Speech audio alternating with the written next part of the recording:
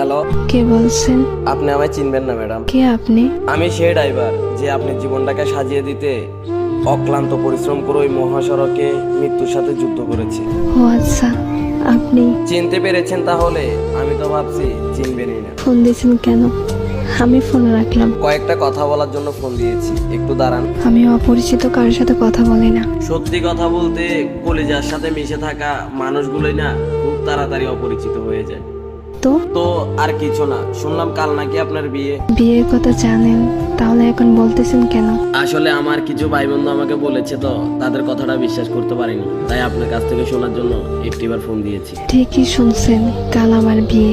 কি বলবেন তাড়াতাড়ি বলেন। আর কিছুই বলার নেই, শুধু একটাই প্রশ্ন, আমার কি দোষ ছিল?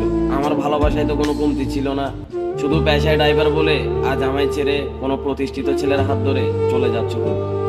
তোমার কি ওই কথাটা মনে আছে? কি কথা? তোমায় না বলেছিলাম আমি পেশায় ড্রাইভার বলে কোনো একদিন আমায় ছেড়ে কোনো এক প্রতিষ্ঠিত ছেলের হাত ধরে চলে যাবা? সেদিন তুমি বলেছিলে কখনোই না। দেখছো, আজ আমার কথাটাই সত্যি হয়ে গেল। আরো বলেছিলাম যেদিন তুমি আমায় ছেড়ে চলে যাবা সেদিন ইচ্ছে করে পায়ের ব্রেকটা মিস করে এই দুনিয়াটা ছেড়ে দেবো, আর না হয় বেঁচে থাকলে জিন্দা লাশের মতো বেঁচে থাকবো। দেখেন, শুধু শুধু পাগলামি করেন না প্লিজ। আজ আমি সত্যিই ব্যর্থ।